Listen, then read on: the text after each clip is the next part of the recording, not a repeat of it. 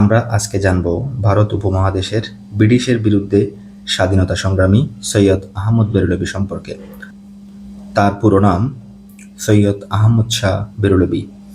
সৈয়দ আহমদ বেরলভী ছিলেন একজন বিশিষ্ট ইসলামী পণ্ডিত, সমাজ সংস্কারক ও ইংরেজদের বিরুদ্ধে স্বাধীনতা সংগ্রামী। সৈয়দ আহমদ বেরলভী ভারত উপমহাদেশের ইসলামী পুনর্জাগরণের অন্যতম প্রধান নেতা হিসেবে বিবেচিত হন।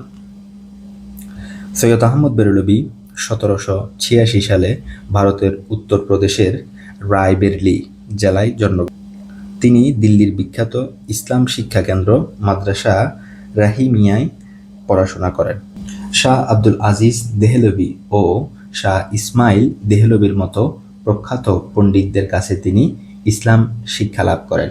সৈয়দ আহমদ বেরলভী ধর্মীয় ও সমাজ সংস্কার আন্দোলন করেন, কারণ সৈয়দ আহমদ বেরলভী ইসলামের বিশুদ্ধ চর্চার প্রচার ও শিরিক ও বিদআত মুক্ত থাকার জন্য আন্দোলন করেন। তিনি ইসলামের মূল শিক্ষা ও একাত্মবাদ প্রতিষ্ঠার প্রচেষ্টায় নেতৃত্ব দেন।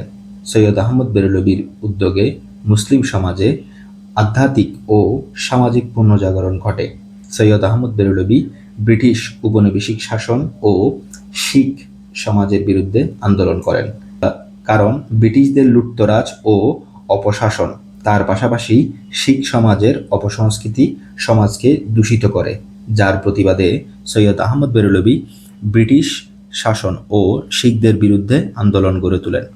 1826 সালে সৈয়দ আহমদ বেরলভী ভারতের পেশোয়ারে পৌঁছান এবং সেখান থেকে তিনি আন্দোলনের মাধ্যমে শিখ সমাজের বিরুদ্ধে লড়াই চালিয়ে যান। তার নেতৃত্বে মুসলিমরা ব্রিটিশ ও শিখদের বিরুদ্ধে সংগ্রাম করেন।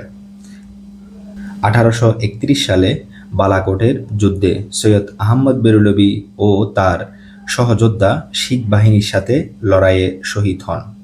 বালাকোটের যুদ্ধের মাধ্যমে শহীদ সৈয়দ আহমদ বেরলভীর আন্দোলন শেষ হয়, কিন্তু তার আন্দোলন উপমহাদেশে ইসলামী পুনর্জাগরণের ক্ষেত্রে গুরুত্বপূর্ণ ঘটনা হিসেবে বিবেচিত হয়।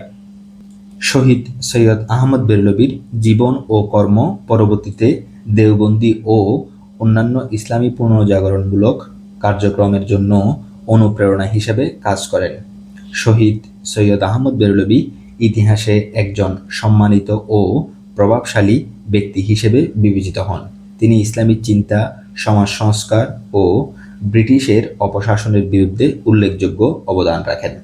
শহীদ সৈয়দ আহমদ বেরলভীর সম্পর্কে আরও জানতে সিরাতে সৈয়দ আহমদ বেরলভী রহিমাহুল্লাহ বইটি পড়ার পরামর্শ রইল।